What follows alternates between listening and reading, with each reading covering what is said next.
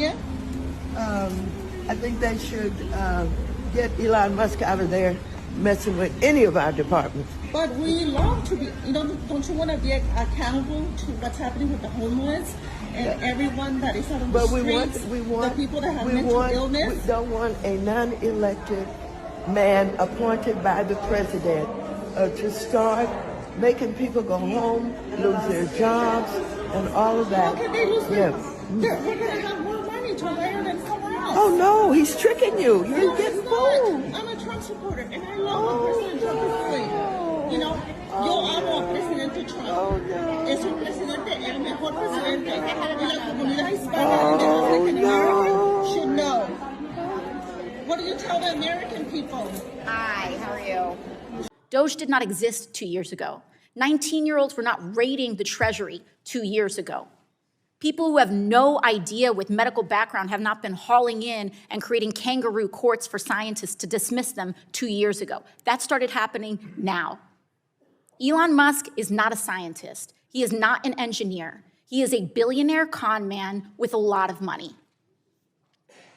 He does not have this kind of good background. And in fact, while there's some disruption over that, I sincerely ask you all to examine what expertise he has in approving medical devices, in biomedical engineering devices. And if you all think that he is an expert in that, I've got a bridge to nowhere to sell you. These are people's lives that are on the line, and we cannot laugh them away. Genuinely, please, I am asking you to please support this amendment for the people who have medical devices stuck in their body. Thank you, and I yield back. Gentlelady. Boy. So once again, we got to talk about the cackling hens on the View finding themselves in a bad situation when it comes to potential legal liability for their unhinged commentary against the Trump administration and Elon Musk, okay? And that is what the cackling hens will be raging about today, okay? Joy Behar here, in particular, is going to go on a anti-Elon Musk rant where she makes the claim that Elon Musk is pro-apartheid, right? A potentially defamatory statement to make right on national television, and she's quickly going to have to walk back that statement after being forced by her producers to tell the truth, right? And this is going to upset Joy Behar that she has to actually tell the truth, which is that she doesn't have any facts or evidence to back up that statement, and she's simply just giving her opinion, and she's not going to like that very much. So without further ado, let's go ahead and get into this. Well, I think that Trump is happy right now with this situation because he only ran to stay out of jail. Yeah. That was mainly his. No, I think that's true. I don't think he ever wanted really the responsibility of the job. He's not really bright enough to handle the job. And Elon Musk kisses his butt and strokes his tiny ego or big ego, whatever it is.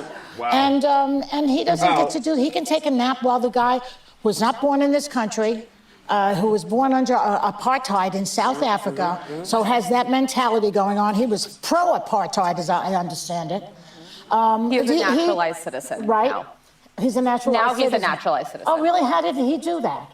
Did he come over the border legally? He had an H-1B visa, I believe. He flew in. Yeah, he allegedly overstayed that visa. Yeah, but I think this is just perfectly wonderful for Trump. He can take a nap and let this foreign agent, an enemy of the United States, do his job. Anybody else? Wow, hilarious, absolutely hilarious for so many reasons.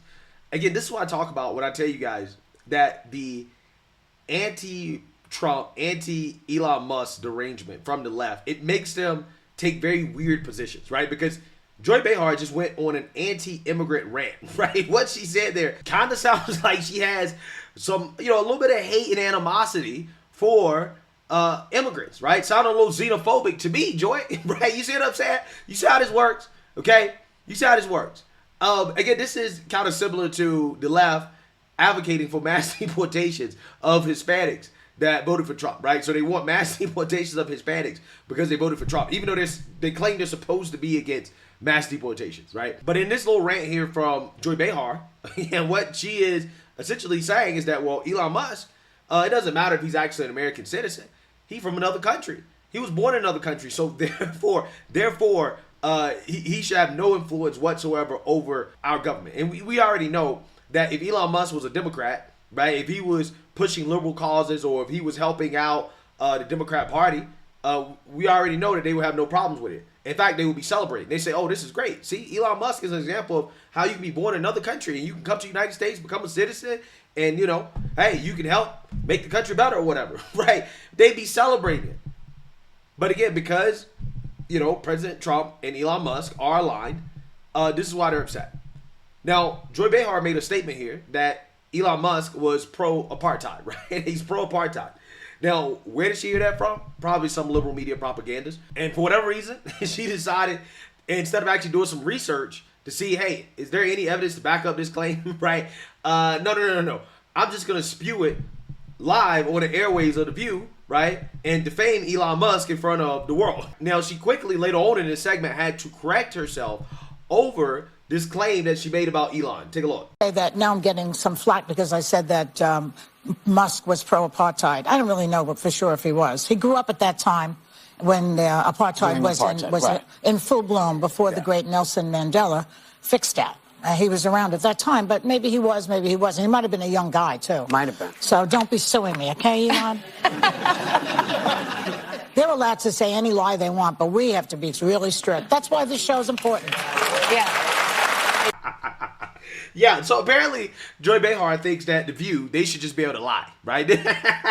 I mean, why did you say it? If you didn't know for sure that Elon is pro-apartheid, right? If you didn't have any evidence to back this up, right? This is just some left-wing conspiracy theory that she heard, okay? Why did you say it, okay? Why'd you say it? You said it because you just want to smear the guy and say whatever you want about him, but you can't do that, right? I mean, again, that is what we have defamation laws for, right? You can't just defame somebody and just say that, oh, well, he's pro-apartheid, when you don't have any evidence to back up that claim whatsoever. And again, the fact that she had to correct it tells you everything you need to know. No evidence. No evidence. And here's the thing. You would think that the producers of The View, the people who actually run this show, would have learned by now that these cackling hens are a liability. Guys, do you remember when they really first started doing this, right? When they really first started doing these legal notes, which they have to do all the time now because the commentary is so unhinged, right?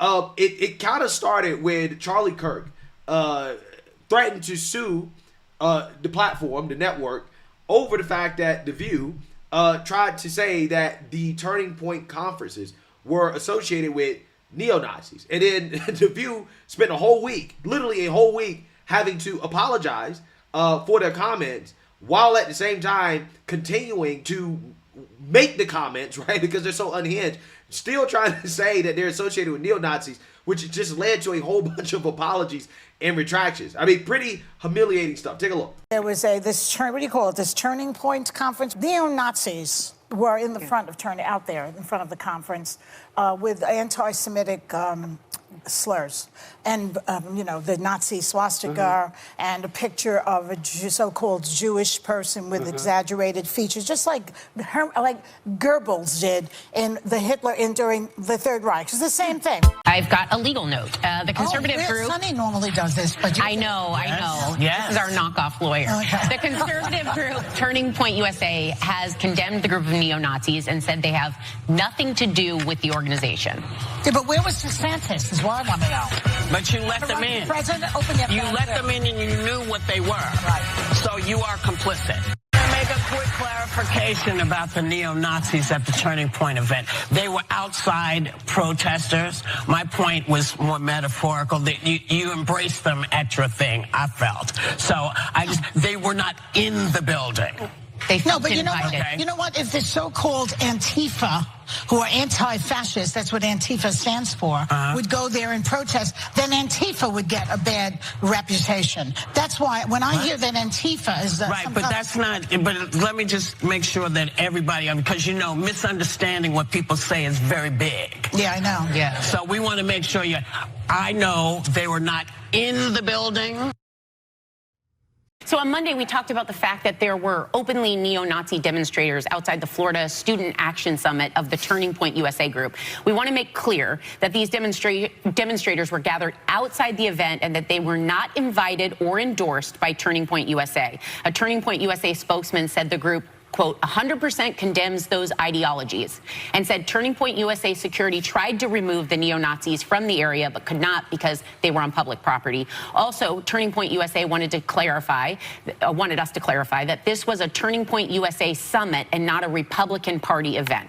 So we apologize for anything we said that may have been unclear on these points. Welcome back. You know, in Monday's conversation about Turning Point USA, I put the young people at the conference in the same category as the protesters outside. And I don't like it when people make assumptions about me. And it's not any better when I make assumptions about other people, which I did. So, my bad. I'm sorry. Okay. My bad. I'm sorry. Right? I just basically tried to say that this conference is basically a neo-Nazi event. My bad. I didn't mean to do that. Well, again, how many my bads are the producers of this show going to allow the cackling hens to get away with? Right? At some point, somebody has to make the decision and say, you know what? This commentary is too unhinged. First and foremost, it's not representative of the American people and where they're at. Okay? None of these people on the show, even Alyssa Fair Griffin, they're not conservative, okay? They're not Republicans. They're left-wing activists who have no clue whatsoever what they're talking about, evidenced by the fact that they always have to issue these legal notes, right? But again, the commentary here is so unhinged that it is now a liability. It is a business liability for ABC to continue to platform these individuals in any other private job, right? In the private sector, if you were this much of a liability, you'd be fired, right? You'd be fired. So, you know, I'm just saying, you know, at some point, ABC will be smart to rein this in by firing this whole panel, right? I think that over the next 4 years, it's hard for me to imagine all of these individuals staying. I think they're going to at least make one major shakeup in regards to the panel before the end of President Trump's second term, okay? I do not think they're going to keep these five together moving forward, but we'll see, right? I'm just saying that in a normal world, at some point, somebody will face some accountability for all this unhinged commentary that puts ABC and the network in legal trouble. So let's continue. I don't like Elon. I wouldn't go as far as to necessarily call him an enemy of the United States yet. Let's give him a little bit of time. This is my gripe with Elon Musk. There is a world in which having him for free advise the U.S. government could be an asset. This is somebody who made incredible investments with EVs, with Teslas, with SpaceX. I've toured what they've done at NASA. He is a brilliant person when it comes to rocket science, engineering, not federal staffing. Like that, we're using him in the dumbest possible way, in the way that he is least qualified to be used. And so she doesn't know what the hell she's talking about, right? She has no clue what she's talking about. What people don't understand about Elon Musk, okay, is that his genius is not from his own ability to engineer and stuff like that. That's not actually where his genius comes from, okay? His genius comes from his ability to manage and to structure organizations in the most efficient way possible, right? It is his management ability. Like, people wonder, well, how does Elon run 5 to 6 companies and all of these companies are uber successful and on the cutting edge of technology and innovation? Well, the reason why is because Elon has a gift for organizational structure that allows him to create the most efficient organizations that he can, in which he can run 5 to 6 different organizations at one time because of the fact that the management structure in and of itself, the organizational structure, is maximally efficient, right? And that is what he's applying to the federal government, right? There's a reason why Elon can come in to a company like X or Twitter and he can fire 80% of the people there, because he knows that a vast majority of those jobs are not essential, even in the private sector, where there's an incentive structure, right, a profit motive to not have waste, fraud, and abuse, right? But even it occurs in the private sector. So imagine how much of it is in the federal government, which does not have a profit motive. So when you see Elon Musk doing things that the liberal media complains about, like, for example, the mass firings, well, he's firing all these people, right? And it's like, well, you kind of have to, because if you go through the process and try to figure out, okay, every single role, what's essential, what's not essential, that's actually the least efficient way to do it, because a lot of them are just not, right? So in order to figure out what you need and what you don't need, you make mass firings and then you figure out, oh, okay, this is what we actually need, right? The reason why you know that you need it is because you temporarily experienced a loss of that role, and you realize that, oh wait, this role is essential, right? Again, it sounds counterintuitive, but that's actually where his genius lies, right? In organizational structure, okay? And maximizing capital allocation. That's what Elon Musk really shines. This is why he's so successful with multiple different companies doing different things, because he knows how to maximize efficiency with capital allocation, okay?